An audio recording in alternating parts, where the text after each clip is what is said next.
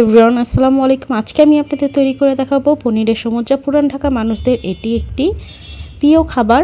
রমজান মাসে ইফতারিতে প্রত্যেকটি ঘরেই পুরান ঢাকার মানুষদের প্রত্যেকটি ঘরেই এই পনিরের সমুচা তৈরি করা হয় কিংবা কিনে খাওয়া হয়।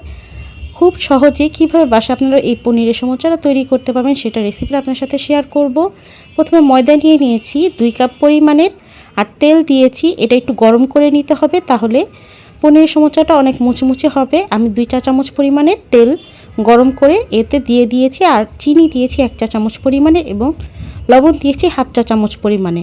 এখানে পনিরটা লবণাক্ত, এর জন্য পরিমাণটা কমিয়ে দিতে হবে আমরা যখন লবণটা এই ময়দার মধ্যে ইউজ করব। দেন এখন আমি এটা খামিটা তৈরি করে নিচ্ছি। দেখেন এটা অনেক সুন্দর একটি খামি হয়েছে, এতে করে বোঝা যাচ্ছে যে এটা অনেক মুচমুচে হবে। এখন আমি অল্প অল্প করে পানি দিব আর একটি ডো তৈরি করে নিব। ভালো মতো করে মিক্সড করব, অল্প অল্প পানি দিব আর একটি ডো তৈরি করে নিব।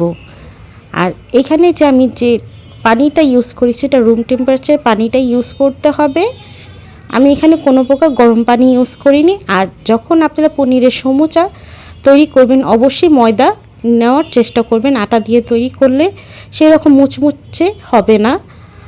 আর এখানে আমি যে ঢাকাইয়া পনিরটা নিয়ে নিয়েছি কিংবা অষ্টগ্রামের পনির যেটাকে বলা হয় সেটাই নিয়েছি।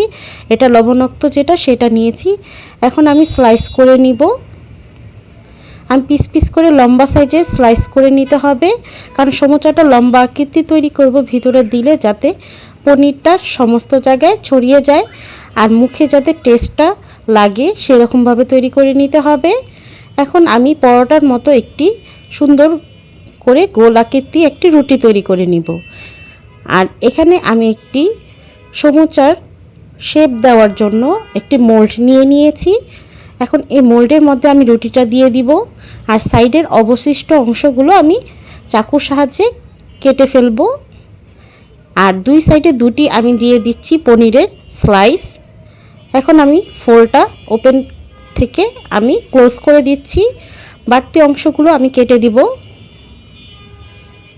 এরপর আমি একটি কাঁটা চামচের সাহায্যে এটাকে সুন্দর করে সিল করার জন্য একটি কাঁটা চামচের সাহায্যে ডিজাইন করে নিচ্ছি। এতে করে কোনো অংশ যদি ফাঁকা থাকে তাহলে তেল প্রবেশ করবে ভাজার সময়, এর জন্য আমি এখানে কাঁটা চামচের সাহায্যে সুন্দর একটি ডিজাইন দিয়ে দিচ্ছি। এতে করে জায়গায় ছিদ্র থাকলে তা বন্ধ হয়ে যাবে। আর এটা যখন তৈরি করবেন অবশ্যই তেলটা আগে ফার্স্টে একটু গরম করে নেবেন, দেন এই সমুচাগুলো ভেজে নিতে হবে। আর এটা ভাজতে বেশিক্ষণ সময় লাগে না, 1 মিনিটের মতো ভাজলেই হয়ে যায়। এটা খেতে অনেক দুর্দান্ত লেভেলের মজা হয়, বাসা অবশ্যই ট্রাই করে দেখবেন। আমাদের পুরান ঢাকার এই মজাদার পনিরের সমুচাটা খেতে অসাধারণ হয়, এর জন্য ভাবলাম আপনাদের সাথে শেয়ার করি। সামনে রমজান মাস চলে এসেছে, আপনারা এই রমজানি ইফতারিতে অবশ্যই এই পনিরের সমুচা ট্রাই করে দেখবেন। আশা করি আপনার কাছে অনেক ভালো লাগবে। যারা পনির লাভার আছেন তারা অবশ্যই এই পনিরের সমুচাটা বাসায় অবশ্যই ট্রাই করে দেখবেন। আশা করি আপনার আজকের এই রেসিপি যদি ভালো লেগে থাকে প্লিজ আমার চ্যানেলটি সাবস্ক্রাইব করবেন, আমার পাশে থাকবেন। নিত্য নতুন রেসিপি পেতে চাইলে আমার নোটিফিকেশনটি ওপেন করে রাখবেন যাতে নিত্য নতুন রেসিপি আপনারা সহজেই পেয়ে যান।